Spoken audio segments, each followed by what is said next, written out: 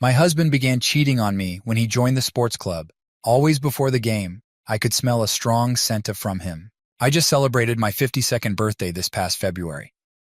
Normally, my husband of 25 years would organize parties for me on such occasions, but our marriage has been unraveling since he joined a mixed volleyball league, predominantly made up of women. This began nearly a year ago and set off a chain of events that led to our relationship's collapse. My husband, 46, might be experiencing a midlife crisis. Over the years, he put on weight, particularly during the pandemic lockdown when he worked from home. Despite his commitment to home workouts and dieting, the results weren't visible, and the lockdown took a toll on his emotional state. With our children moved out, it was mostly just the two of us. I never complained and did my best to encourage him. I understood it's part of getting older, and I've never been in peak shape myself. He's the attractive one who enjoys getting compliments, dressing up, and going out in public. His job in public relations makes him value his appearance and first impressions. When COVID-19 restrictions began to lift, he felt the need to join active group activities. We debated which group he should join and registered on an app called Meetup, which helps find local group activities. The most convenient option was a volleyball league meeting 3 times a week, mostly comprising female members. I wanted to join too, but my work schedule as a nurse, often involving long, late hours, didn't allow it. My husband thinks I'm a workaholic, but I enjoy the satisfaction of completing tasks. I work for a friend now, having given up my own practice due to the hectic responsibilities. I just wanted to work and go home, leaving others to handle additional tasks. After my husband joined the co-ed volleyball group, I remember his first game. He was exhausted, his whole body sore. I had to massage his feet and calves when I got home, and he said he really enjoyed it. After a few weeks, he couldn't stop talking about a woman named Lisa. He mentioned she was the best player on the team, but very bossy, and he disliked her. He claimed she flirted with all the men, described her as obnoxious, and a cheater who badmouthed her ex-husband, even though no one had ever seen him. She had been through multiple failed marriages and was known as a vintage car enthusiast. After a few more games, he began to complain that she used to smoke a lot and would invite some group members to smoke with her after the games. Keep in mind, this was a group of people in their 50s acting like teenagers. After about a month of my husband attending the games, he was getting back in shape, but still had issues with this woman. This time, his complaint was that she not only smoked, but was involved in dealing as well. She would get people hooked on samples and turn them into her customers. Her job was distributing, selling marijuana, and working as a mechanic. He mentioned that a long time ago, she was in the minor league and on the path to going pro before she had an accident while drag racing. She always had problems with substance misuse and lived a fast-paced life. I asked my husband how he knew all these personal things about her, and he said she wouldn't stop talking and bragging about everything. He explained that everyone liked her despite all that because she was funny, outgoing, offered to work on their cars for free, and gave out free marijuana. However, he emphasized that he didn't find her amusing. I recall a night when he came home smelling like marijuana. I asked why, and he told me that after the game, he was hanging out with some of his teammates, and they were smoking. It made sense, and there was no reason to doubt him. This started happening every time he returned from the game. He played 3 times a week, and each time he came back home smelling like marijuana. One time after the game, he took a shower and I joined him. We became intimate, and I kissed him. There was no mistaking that he had been smoking. I could taste it in his mouth. I asked him right then and there if he was smoking, and he said he tried it once because they were passing it around, and he felt it would be awkward if he didn't. I lost my temper, and the mood immediately changed because we have 3 kids together, a 24-year-old son, a 22-year-old daughter, and a 19-year-old son. I confronted him for being a hypocrite because he had told our children never to smoke or be influenced by peer pressure, and here he was doing exactly what he had warned them against. I inquired how he would react if our kids emulated his behavior, succumbing to peer pressure. His response was that I should calm down, and he brushed it off as a one-time occurrence, insisting he hadn't even inhaled it. I chose not to engage in an argument or lecture him about marijuana use because he was the type to preach to others and discipline our children if they engaged in such behavior. I'm generally the quiet type, not fond of confrontation, and certainly not the disciplinarian in our family. It surprised me to see him acting so out of character. The smoking itself didn't particularly bother me. It was his hypocrisy that troubled me. I wondered who he'd picked it up from, and found it unsettling that someone who would raise a fuss if my kids or I engaged in such activities seemed so nonchalant. He spent nearly a month complaining about this woman, emphasizing how awful she was, and then he went ahead and sampled her product. In the subsequent games, I noticed he continued to use marijuana, attempting to mask it by taking a shower, washing his sportswear, and brushing his teeth. Nevertheless, the odor lingered, but I refrained from confronting him again. I knew he would either lie or come up with some flimsy excuse, and I didn't want to broach the topic. I was secretly relieved because I had something to hold over his head in case he resorted to his usual self-righteous behavior. Christmas was approaching and my 3 children came to visit. My husband was conspicuously absent, which was unusual because he typically prepared the Christmas meal and hosted a big party with friends and family, cooking more than we could possibly eat. But this time, he was gone all day. When he returned, I asked him where he'd been, and he claimed he'd been visiting friends. When I probed further, he said he'd had car trouble, so he took his car to Lisa to fix it. I questioned why he hadn't informed us, especially since it was Christmas. His response seemed insufficient to me. I asked him what was going on, as he was aware Christmas was approaching, and his priority should have been spending time with the family, not fixing his car. I pointed out that most people spend the holiday with their families. He insisted he'd already told our daughter he'd be late, and that our daughter should prepare the Christmas meal. Even our children noticed the change in his behavior. They thought we were having marital problems because they believed we were arguing a lot, which was why their dad was offering all these excuses and failing to prepare for Christmas as he usually did. On Christmas Day, my daughter couldn't manage everything by herself. My husband claimed he was sick and retired to bed after returning from the supposed mechanic trip to fix his car. For the first time in a long while, I had to take my husband and kids to a restaurant on Christmas. My husband was in bed, and I had to convince him to come to the restaurant with us.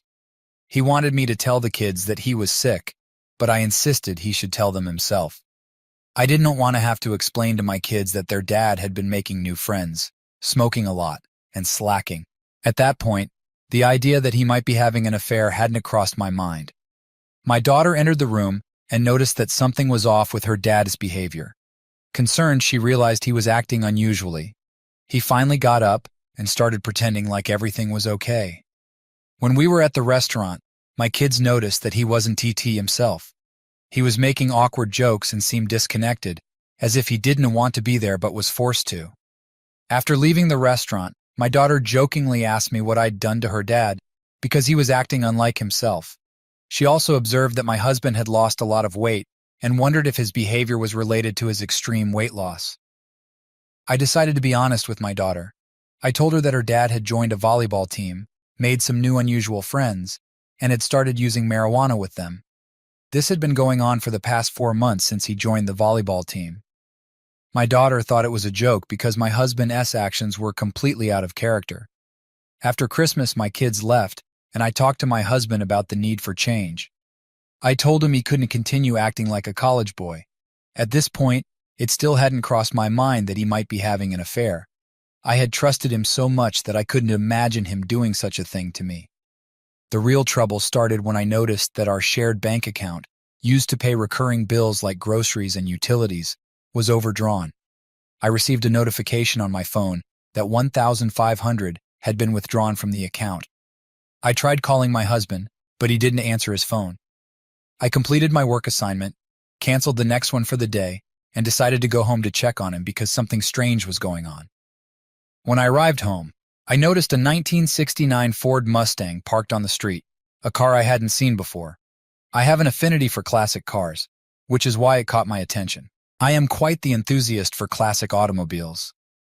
I parked my car in the driveway right behind my husband's car and went to open the front door to enter the house. I immediately noticed that someone had hastily exited through the door leading to the backyard. I assumed it was my husband because his car was in the driveway, and he had been home since his job no longer required him to work in the office due to the lifting of COVID-19 restrictions. As I was about to open the door, the backyard door slammed shut. Believing it was my husband who I didn't see, I couldn't wait to confront him about the withdrawal from our account.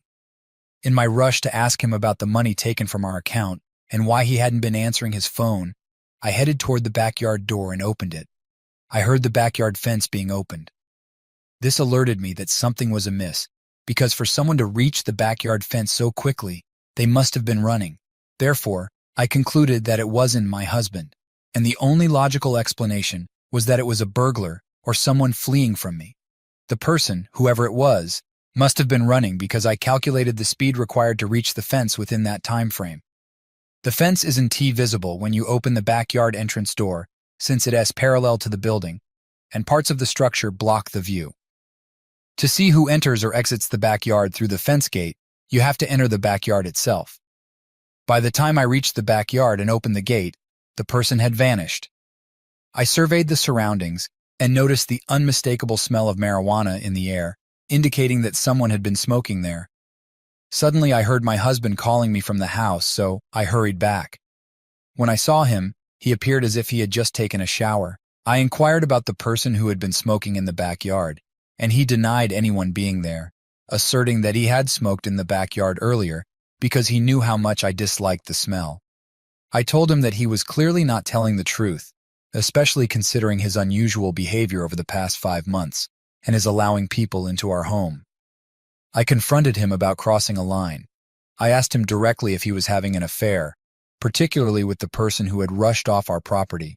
He vehemently denied it and acted as though I were speaking a different language. I then questioned him about why he hadn't been answering my calls and the $1,500 withdrawal from our shared account, which we used for paying our bills. He explained that he had lent the money to a friend in need, and they would repay it as soon as possible. I was utterly bewildered at this point. It was hard to believe the words coming from my husband's mouth. They sounded like they were from either a gambler or someone obsessed with marijuana. The information was too bizarre to comprehend. I asked him if his friend believed he was a bank and why he hadn't sought my permission before making such a substantial withdrawal. He became irritable in response. I warned him that if he had given the money to his friends, there would be consequences. I made it clear that I expected the money back in the account by tomorrow. That evening, I took the time to review all our bank statements and noticed that he wasn't contributing his fair share of money to the account.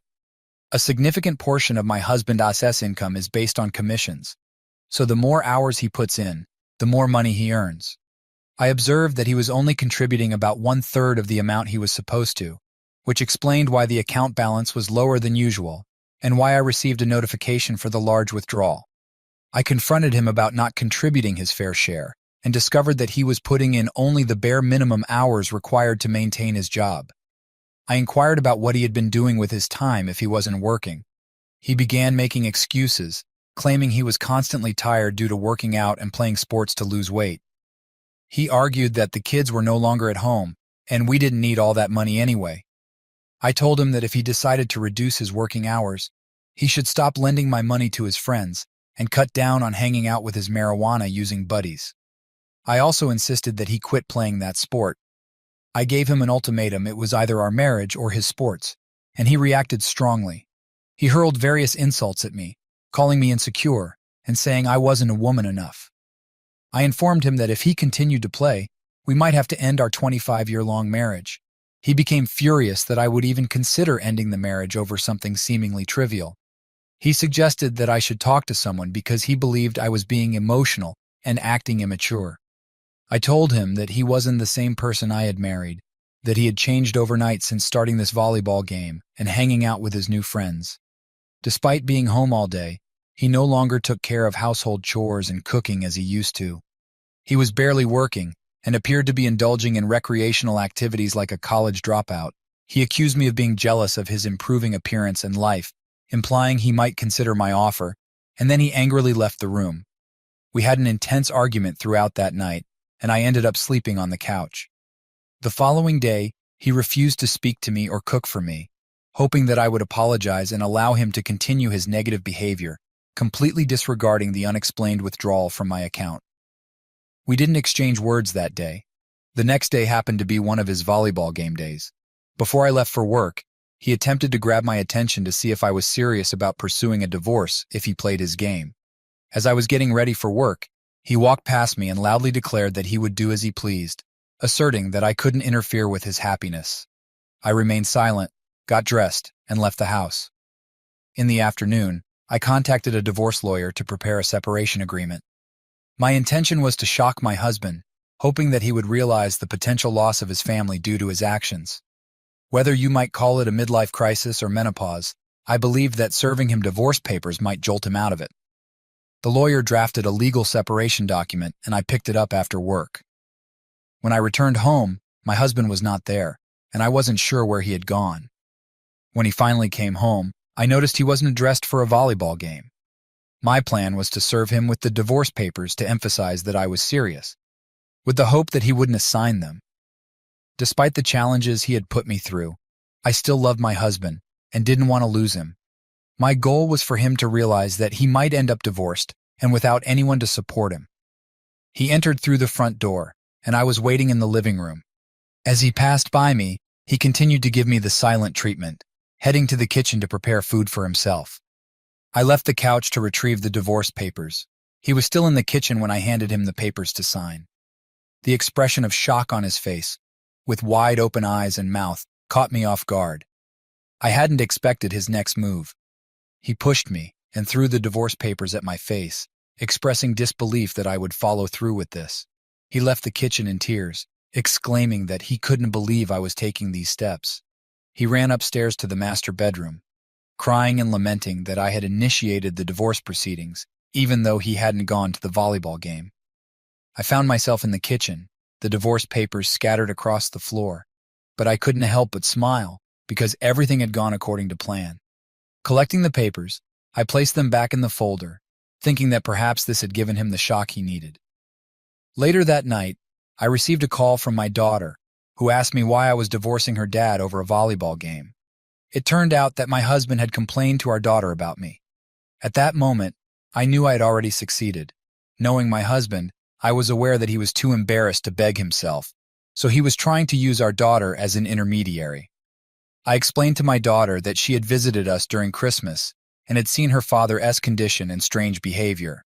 I didn't explicitly mention my suspicion of my husband having an affair, but interestingly, my daughter remarked that it didn't seem like he was having an affair and encouraged me to work through this challenging period with him. We spent over an hour on the phone. The following day, before heading to work, my husband surprised me by preparing breakfast and lunch for the first time in about 6 months. He apologized for everything he had put me through and assured me that he would start behaving correctly. He claimed he had done some introspection and realized his wrongs. I told him I would give him a month to get his act together, and if he continued to smoke and hang out with his friends, then I would have no choice but to proceed with the divorce. I also reminded him that the money needed to be repaid to my account, and he agreed. We made amends, and I left for work. The following day, when I returned home, my husband and I had another conversation. He confided in me, explaining that he's been under a great deal of stress due to how COVID-19 has impacted his job, coupled with my heavy work schedule. He admitted that he had been seeking an escape. Initially, the volleyball game provided some relief, but he eventually succumbed to the allure of marijuana and began using it. He mentioned that it had a relaxing effect and helped alleviate his anxiety. For the first time, he revealed that he had been battling depression and had been taking medication for it. Surprisingly, he disclosed that since he started using marijuana, his reliance on depression medication had gradually decreased. I asked him about the person in our backyard who had fled, and he claimed there was nobody there. However, I could tell he was not being truthful. Regarding the money withdrawal, he apologized and asked me not to be offended, explaining that it might take him a while to replace the money because he used it to buy marijuana. Although I was deeply upset, I didn't want to disrupt the moment, as my husband appeared to be showing remorse, like he was having a significant realization. I hoped that after this, I could finally have my husband back. The next couple of days were relatively normal, as if we had returned to our usual routine. I came to terms with the fact that his smoking might not cease since he claimed it helped with his anxiety and depression. I assured him that I wasn't overly concerned about his smoking. My main worry was the people he purchased it from, as those who deal with such substances are often questionable characters since my state doesn't permit marijuana. He continued to smoke in secret, trying to conceal it from me as much as possible. I opted not to confront him to avoid a conflict, which inadvertently made him think he was adept at hiding it. He began picking up extra hours at work and contributed slightly more to our shared account, although not to the extent he had before. I was responsible for the mortgage, the largest bill, and our shared account was intended to cover various expenses. In the end, I was covering around 70-80 of the expenses. One evening, while we were watching TV together, his cell phone rang, and he answered it, then walked into another room. I could hear him giggling from the other room. A few minutes later, he returned to the couch, and I asked him who it was. He got defensive and claimed it was just a friend. I found his reaction unusual, which raised a red flag. On another occasion, I came home early and opened my refrigerator to grab some beer, but it was missing. Since only my husband and I live at home, our kids have moved out, and he doesn't drink beer, I wondered who might have taken it. I considered the possibility that he had cleared some space in the refrigerator, but it didn't seem likely.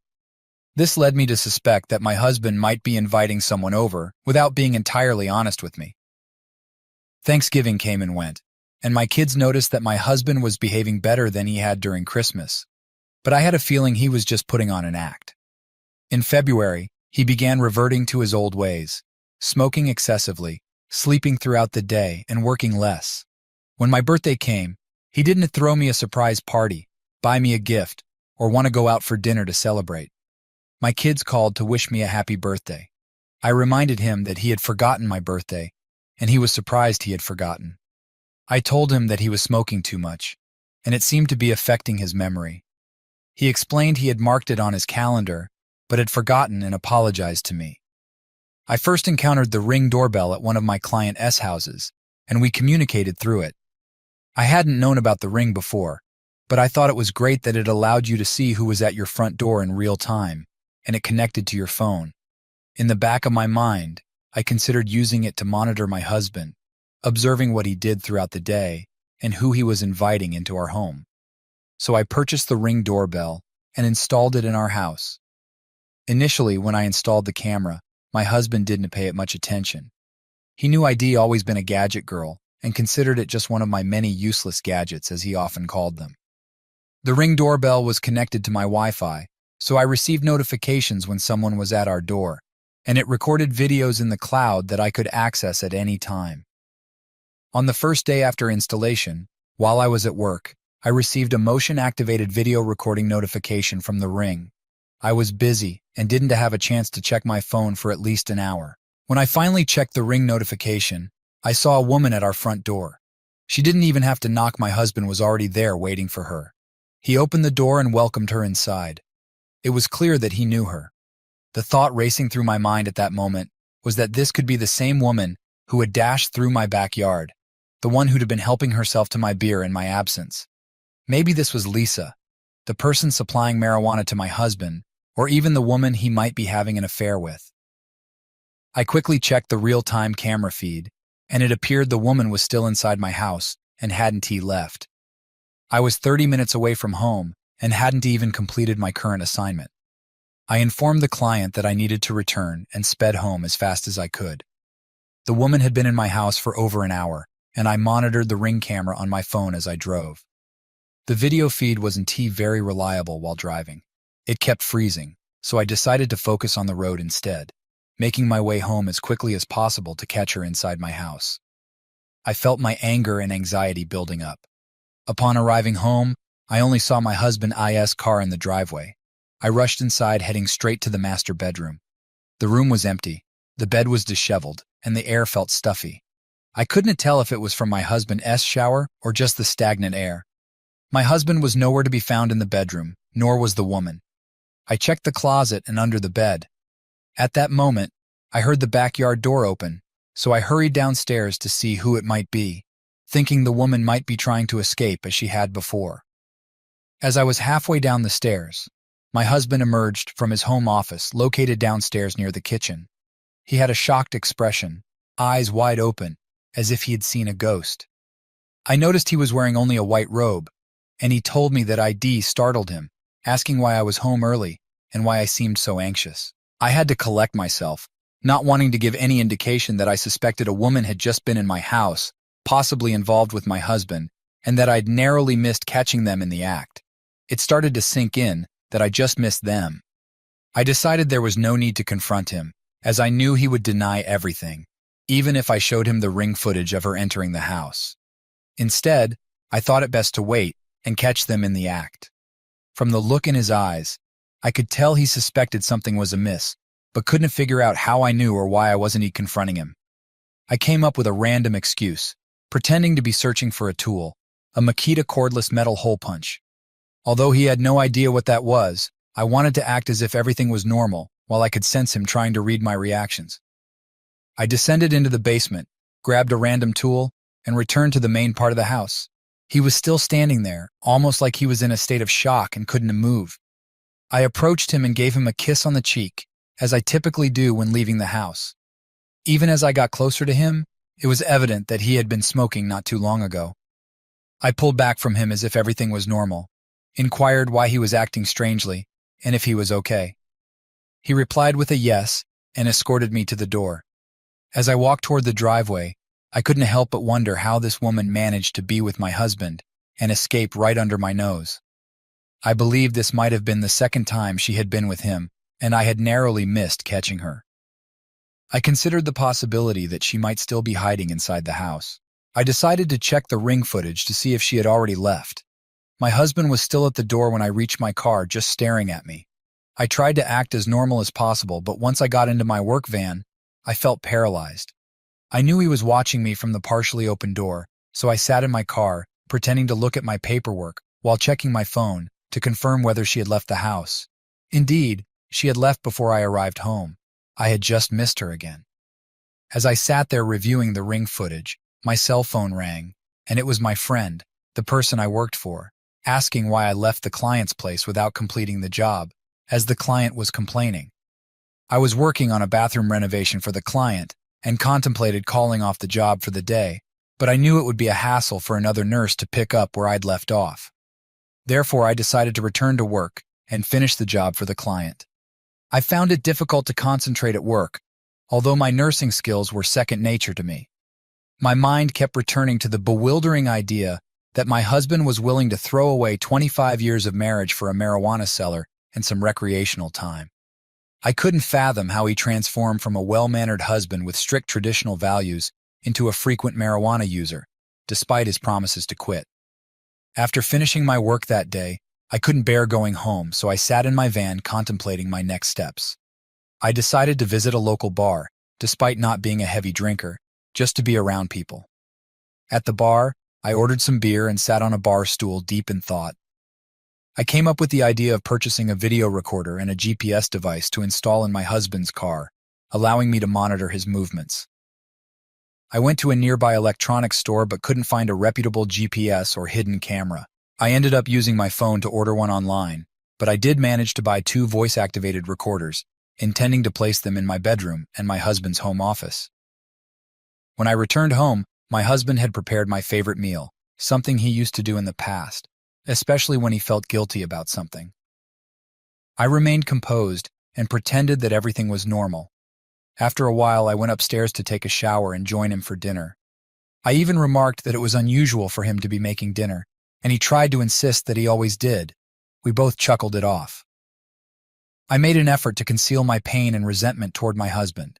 However, after dinner, I could no longer contain my emotions, and I felt the urge to confront him. Instead, I decided to take the dog for a walk. I told my husband that I was going out for a walk. Walking the dog helped clear my mind. I considered calling my daughter to inform her about her dad's affair, but decided against it, not wanting to involve her, fearing she might jeopardize my plans to catch my husband red-handed. I was seeking more evidence, although I already had some. I wanted to confirm that I wasn't imagining things. I had seen his affair partner on my Ring camera, a brown-haired, tall, skinny woman. I knew her face and could pick her out of a lineup. I just wanted to see how deep this situation went. When I returned home, my husband was already asleep. I didn't feel comfortable sleeping in the same bed where he might have been with his dealer affair partner just hours ago. Sleeping in the guest room would arouse suspicion, so I decided to endure my discomfort and sleep next to him. That night, I struggled to sleep, woke up in the middle of the night, and installed the voice-activated recorder in his office in our bedroom. The following morning, he woke up before me and prepared breakfast, as if nothing had happened. It was easier for me to pretend this time compared to the previous day. At work that day, I couldn't resist checking my Ring camera regularly, even though I had set up notifications for any motion detected. My husband only left the house to go grocery shopping, as he had called me to let me know, and returned with bags. The second and third days were uneventful. He rarely left the house, and I began to wonder if something was amiss, or if he had caught on to my Ring camera surveillance. So on the evening of the third day after I had spotted the stranger at my door, I retrieved the voice-activated recorder, went to my car, and started listening to the recorded conversations. It became evident that my husband had been spending hours on the phone with this woman named Lisa, who was a part of his volleyball group. From their conversation, it seemed like my husband was no longer attending the games, but he had developed a close relationship with her. She was asking when she could come over, but my husband expressed concern that I had unexpectedly shown up at home one time, making him apprehensive about being intimate at our house. They couldn't be intimate at her place, due to her boyfriend and 3 kids, and she didn't want to spend money on a hotel. She suggested they meet in a parking lot, but my husband refused to be intimate in that setting. He had a clear boundary. A parking lot was crossing the line for him. Yet being intimate in our bed was somehow acceptable. She proposed that he come to her workplace, where they had been intimate before, but he was concerned about her business partner. Apparently, during Christmas, he went to see her at her shop, and her partner caught them. She coons a mechanic shop with her business partner, and her partner didn't appreciate their workplace being used for such activities. Still, she was insistent on having my husband visit her place of business, even if it jeopardized their business relationship, all for intimacy with a married man. Based on their conversation, it seemed like my husband was receiving marijuana in exchange for intimacy, or at the very least, a discount. That was the impression I got from their discussion. Lying in bed, I contemplated my next steps and how to proceed from here. I feared that my plan had backfired because my husband had grown suspicious, potentially missing an opportunity to confront him on D-Day. The next morning, while taking a shower, I had the idea to locate my husband's stash of marijuana. I knew he was smoking daily and trying to mask his breath with peppermint and mouthwash to hide it from me. I suspected he might be dependent on it as a coping mechanism, since he wasn't taking his medication. My plan was to find his stash and dispose of it, forcing him to invite her for more. The challenge was how to locate the stash without him knowing.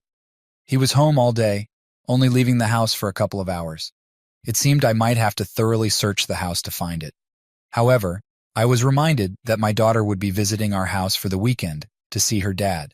They typically go to his dad's place in the countryside for the entire day, which would give me enough time in the house to search for his stash.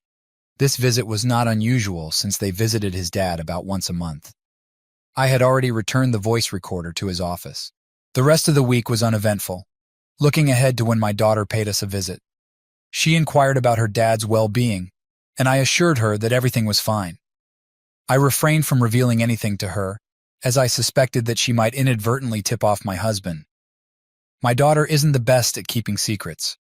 On Friday, the GPS and hidden camera I had ordered arrived. On Saturday morning, my husband and daughter set out to visit his dad. With them out of the house, I took the opportunity to listen to the voice-activated recorder in my husband's office. It confirmed my suspicions about the woman involved in his life, indicating she was a dealer, possibly dealing with more than just marijuana. However, I couldn't determine if my husband was using anything more than cannabis. I also learned from the recordings that the woman used to play for a minor league and was on the path to going pro until she had an accident, which led to an obsession with painkillers. This was her downfall. In contrast, my husband didn't have any known traumatic experiences, so it baffled me why he was drawn to such a person and started using marijuana. His upbringing had been fairly normal, and his recent revelation about depression caught me off guard. Perhaps it stemmed from the prolonged time he spent at home, potentially leading to weight gain. My husband retained his suspicions that I had discovered his affair, but when questioned about how he knew, he claimed ignorance regarding my sources. I surmised that he might have made this statement to deter her, as she was eager to meet him. Before he left with our daughter for the weekend, I installed the camera in both the master bedroom and the living room. My next task was to locate my husband's stash of marijuana. I scoured the entire house, contemplating even hiring a sniffer dog, yet by the day's end, I came up empty-handed, leading me to believe he either had nothing left or had taken it with him. Their return was scheduled for Sunday afternoon. While sitting on the couch watching TV, an idea struck me. I should search the backyard for any potential hiding spots. I ventured outside about an hour before sunset and began inspecting the area. I suspected that he might have buried his stash, but to my fortune, I didn't have to wait long before stumbling upon a Ziploc bag containing marijuana and a grinder. I promptly disposed of the marijuana down the toilet and discreetly returned the Ziploc bag to its original location. It appeared that he hid it outdoors to avoid arousing suspicion due to the smell, since he often engaged in his activities in the backyard, and his affair partner had once slipped away from there. I made the decision to move the camera from the living room to the backyard. My goal was to conceal it so that it wouldn't be too conspicuous. Once I had set up the camera, I conducted a test run, and it performed well. This put me at ease, as I could now monitor the activities in my house without my husband having any clue about it. My next step was to install the GPS in his car once he returned from his visit to his dad's. My ultimate objective was to gather evidence against him for our eventual divorce. He came back home that Sunday evening, and after he'd gone to bed, I discreetly installed the GPS device in his car. On Monday morning, my daughter returned to her own place, and during my work hours, I contacted the same divorce lawyer who had previously drafted our separation agreement. I laid out my situation for the lawyer, including my husband's infidelity. I asked how I could leverage the recorded evidence to my advantage, but he explained that it would have little impact on my divorce case, as our state operates under a no-fault divorce system. This means that we can only cite irreconcilable differences as the reason for our divorce, and my husband cannot be penalized for his infidelity by a judge. The lawyer assured me that the divorce paperwork would be ready the following day.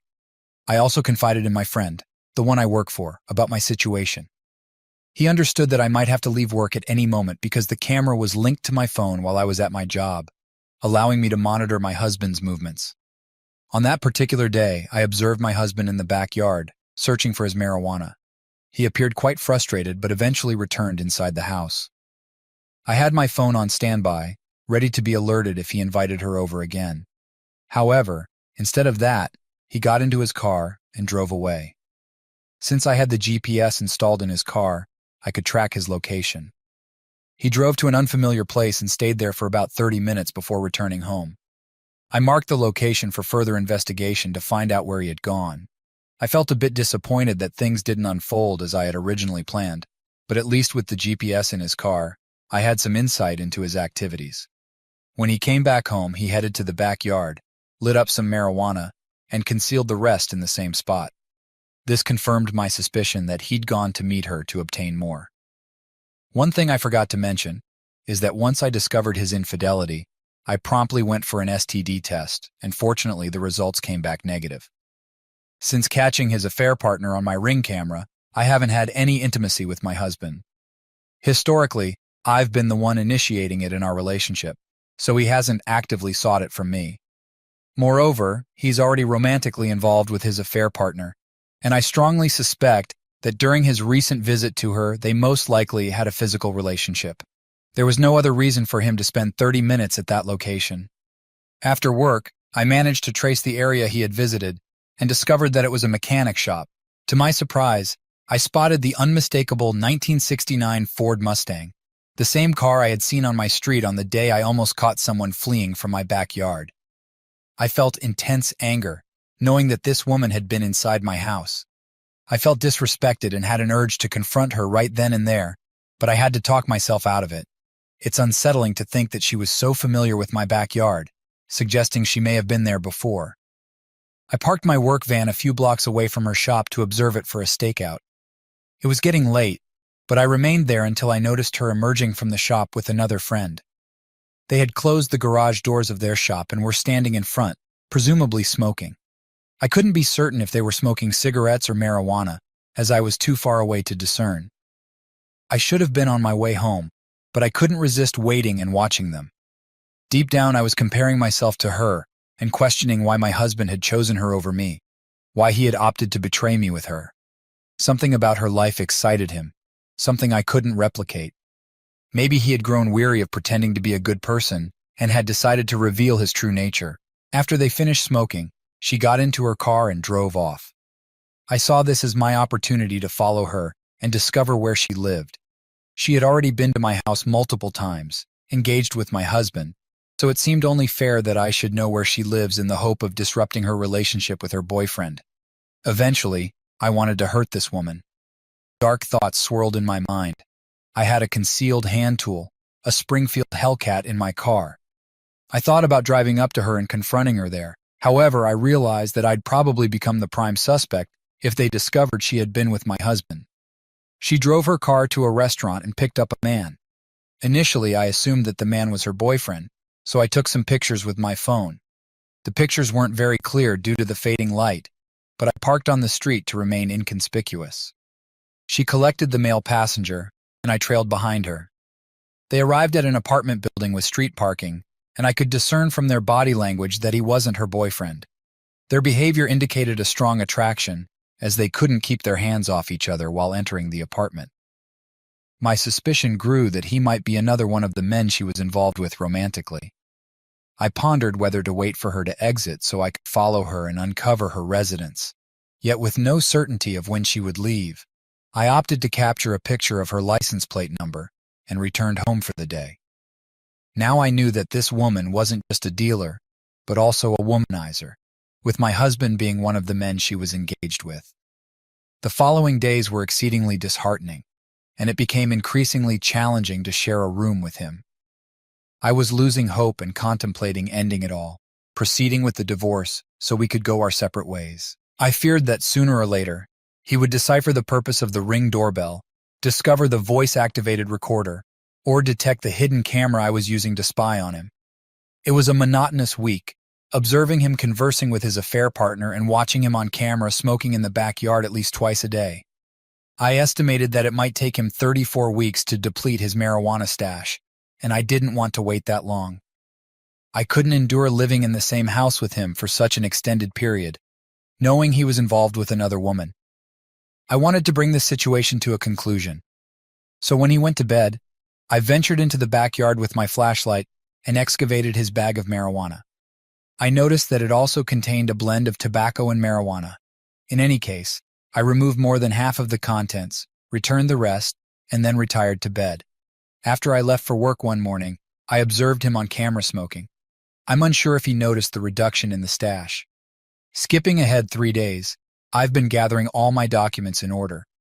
Besides the shared account, which doesn't hold substantial funds, and the house, which has already been paid off, there's nothing else that requires division except for our retirement savings. He has approximately $60,000 in his 401k, whereas I have around $750,000 in my Roth account. I anticipate that he will try to claim a share of my Roth account. According to my lawyer, a portion of my retirement savings will need to be allocated to him due to the duration of our marriage. However, he is unaware of the exact amount in my Roth account, since he has always been passive about retirement planning. I was the one responsible for financial planning and earning money, while his role was primarily focused on spending. I even had to persuade him to open a 401k account 8 years ago, and he made minimal contributions. The bulk of the savings is essentially free money, and he hasn't taken advantage of it. His tendency has been to rely on me, all the while complaining that I work excessively or don't take enough time off. In reality, our plan was to retire early, motivating my hard work and dedication. Now that our children are grown, we intended to relocate to Central America and spend the rest of our lives happily. However, it seems he prematurely checked out of our marriage and is now engaging in an affair. He is poised to take half of the work and effort I've invested over the years. My attorney mentioned that typically, the longer the marriage, the more likely it is that retirement accounts will be divided fairly equally. I cannot allow this to happen. My hard-earned assets cannot go to waste. I upheld my end of the deal, remaining a loyal and caring spouse, providing for my family, and working diligently to ensure his happiness. Despite my efforts, he decided to engage in a romantic relationship with another woman.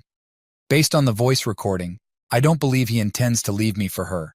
It appears he's merely enjoying the excitement of a fling. I don't think he's willing to trade the stable life he has with me for an unpredictable dealer, but he revels in the thrill. He mentioned this on the voice-activated recorder. He can't contain his laughter at her remarks. She attempted to persuade him to leave me, even though she has a boyfriend and young children. I understand that listening to the voice-activated recorder is emotionally taxing, considering the things he's saying about me. Nevertheless, it's crucial that I uncover the truth and understand his thoughts about me. He referred to me as boring and unadventurous, criticized my performance in bed, and suggested that I didn't measure up to her, even dubbing me a 5-minute woman, which is not accurate. I suspect he was saying these things to boost her ego. She's only 35 years old, a younger age than I initially thought, possibly because the volleyball group primarily consisted of individuals in their 50s, as I presumed. She frequently complimented him, which bolstered his fragile self-esteem. I've come across instances on this site where younger women focus on middle-aged men with self-esteem issues, finding it easy to engage in intimate relationships with them. Using her license plate, I managed to uncover her place of residence and conducted some surveillance by driving past her house on a couple of occasions to keep an eye on her. During these observations, I noticed her boyfriend, and she has 3 children, all under the age of 12. One evening, while we were in bed, my husband initiated intimacy. I can't recall the last time this happened, but I informed him that I was too fatigued for it. He became upset because we hadn't been intimate for weeks. My reluctance to be close with him was due to the knowledge of his ongoing involvement with his affair partner. I mentioned that it had been a demanding week at work as an excuse. The truth is, I still find him physically appealing, and I do desire intimacy with him. However, in my view, he has become tainted, similar to a person engaging in street solicitation, and I felt that engaging with him would legitimize his actions. 2 days later, while I was at work, I received a notification from my Ring doorbell and promptly checked it. It was her, and my husband had invited her in, similar to previous occasions. This time I wasn't far from home, only about 15 minutes away. I swiftly got into my car and headed back home, arriving in less than 10 minutes. On this occasion, I decided not to park my car in the driveway to avoid drawing attention, instead parking on the street. I had my Hellcat, which I always carry in my car, although I hadn't anticipated using it. I was emotionally prepared, having had time to contemplate such a moment. My intention wasn't to take a life, regardless of how strong my desire was to confront this woman for showing disrespect. However, I had my personal protection. Given that she is involved in dealing, I wasn't sure about her potential capabilities.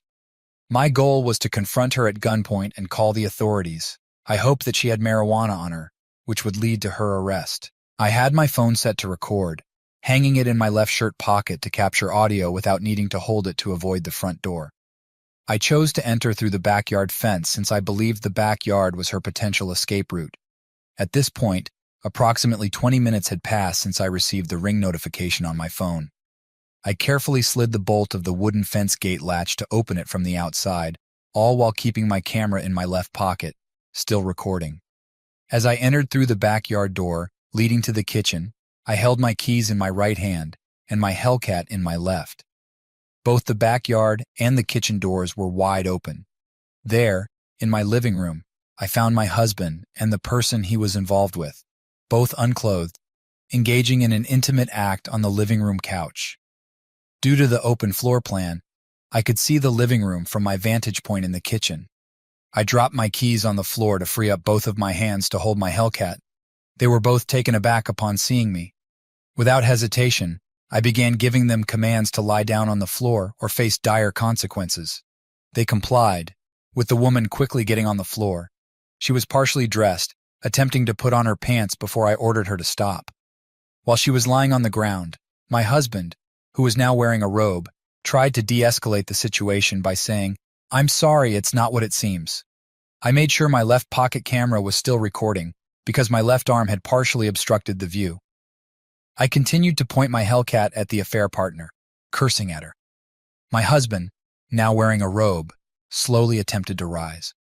I allowed him to, as I was focused on the affair partner, and I ordered him to join her and stay flat on the ground. This action made it clear to him that I was serious, and he promptly obeyed. Later, I reviewed the recorded footage to gather these details. As my adrenaline had been running high, I knew I needed to establish control of the situation before contacting the police.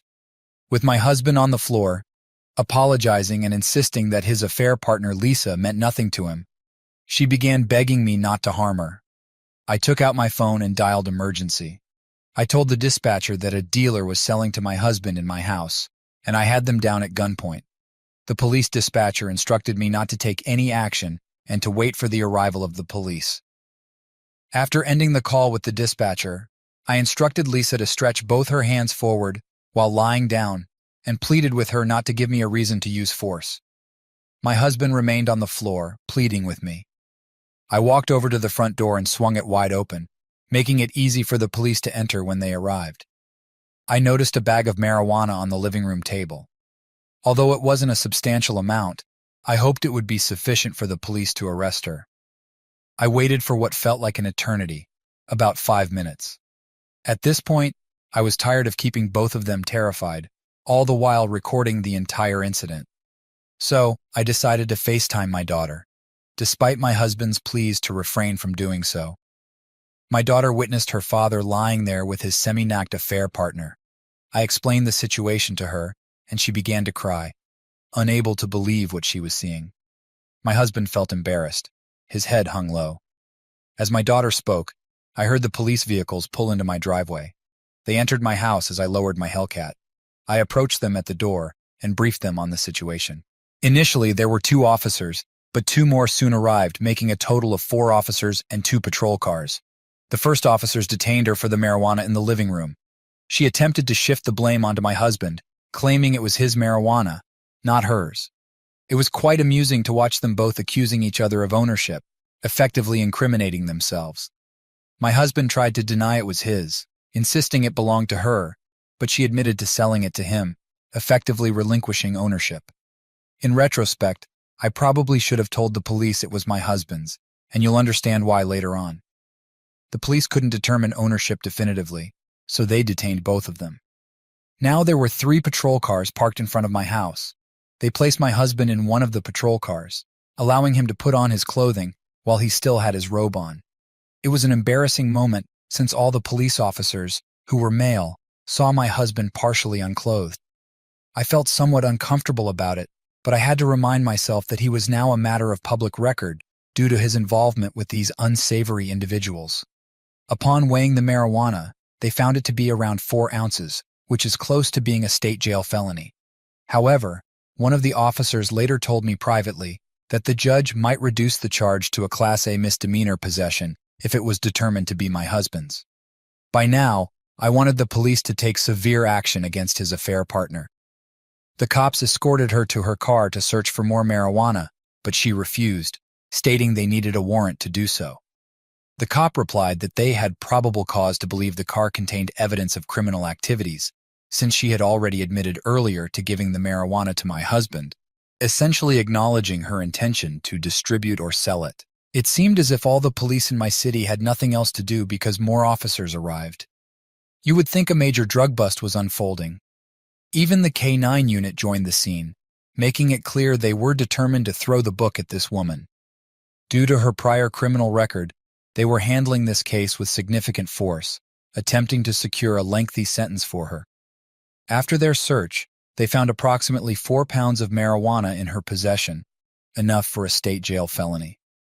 This offense carries a mandatory minimum sentence of 180 days imprisonment, a maximum of 2 years imprisonment, and a fine not exceeding $10,000.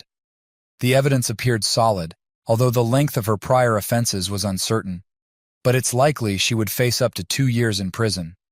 I'm not sure if an affair with another woman's husband is worth all that trouble, but she chose the wrong person's husband to become involved with.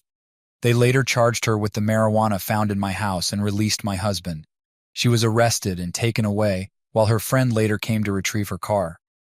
I also informed the police that I wanted her charged with trespassing, but they explained that she couldn't be charged with trespassing because infidelity isn't a crime, and she was invited by my husband.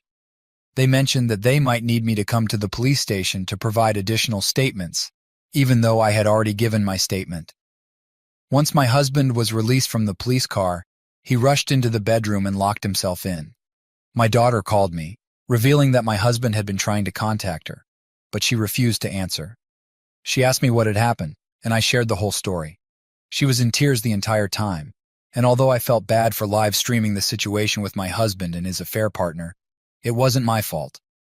My husband had put us in this predicament, and I wasn't the only one who should be experiencing the consequences. My daughter inquired about the next steps, and I explained that I had already contacted and hired a real estate agent, and we would be selling the house. I also mentioned that I had found a divorce lawyer, and the divorce agreement had already been prepared. All that remained was to serve him with it. My daughter told me she would visit us next week. After our conversation, I knew it would be difficult for her, as she is very close to her father. In the evening, I had mixed emotions about the entire situation, and my husband remained in the room. I felt a deep sense of sadness, as our 25 years of marriage seemed to go down the drain. There were no heroes in this story, and it wasn't how I envisioned our relationship ending. Just 2 years ago, my husband and I vacationed in Central America, visiting countries like Costa Rica, Panama, and Guatemala to look for houses to purchase. In just 1 year, he had thrown everything away, and I couldn't help but wonder why. His carelessness in inviting her to our home was a shocking revelation. I'm relieved he did, because it revealed his true colors, and who knows if he had done this before. She might not be his only affair. That evening, I went to a local bar to have drinks with a friend. We discussed various topics, avoiding any mention of my husband and the earlier events. I was trying to divert my mind from the whole situation. While at the bar, drinking and chatting with my friend, my eldest son called. He had been informed by his sister about what had happened. He apologized for his father's actions and expressed his willingness to support any decision I made. He understood that his father had put everyone in this difficult position. This made me proud and emphasized that my son had matured. He also has a serious girlfriend, and they've already moved in together. I used to give him relationship advice, but now I felt like I was the one in need of guidance. When I returned home that evening, I didn't want to see my husband, so I chose to sleep in a different room. The following day, I went to work and had a conversation with my youngest son. I confided in my friend about what had transpired, and he offered his support. He also said he'd understand if I needed some time off to manage the divorce. I left work early to visit the lawyer's office before it closed. I collected the divorce agreement for my husband to sign and contacted the real estate agent to list the property for sale on the MLS. She informed me that she'd come by during the weekend to take some photos. When I returned home, my husband was waiting for me and expressed his readiness to talk. I told him I wouldn't engage in a conversation until he signed the divorce papers. He insisted that I allow him to speak first, promising to sign the divorce papers afterward. He even hinted that if I didn't let him talk, he might prolong the divorce process. I reminded him that he was in no position to make threats. If he wanted a public divorce, I was prepared to take it to the Supreme Court, and this calmed him down as he realized I didn't make empty threats. He requested that I bring the divorce papers for him to sign, but he also asked for an explanation of the terms within the divorce agreement before signing.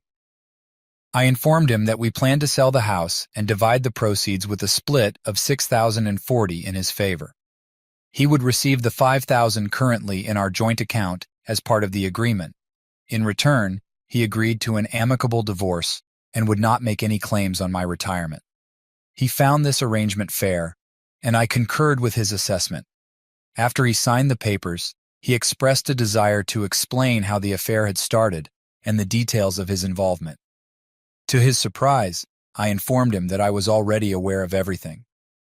I revealed that I had been monitoring and listening to his conversations with her through cameras and voice-activated recorders, even showing him where he concealed his marijuana. He was taken aback and fell silent. I didn't want to hear any justifications from him, as he understood the gravity of his actions.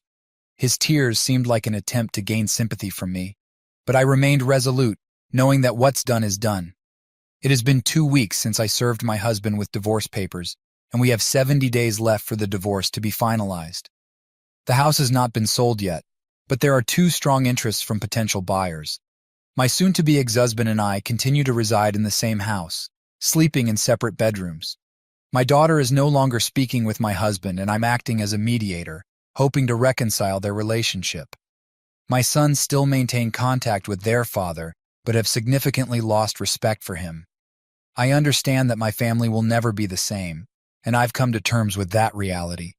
Regarding his affair partner, I heard she was released on bail but is still facing court proceedings, and her case remains pending. I believe she may receive a prison sentence exceeding 2 years.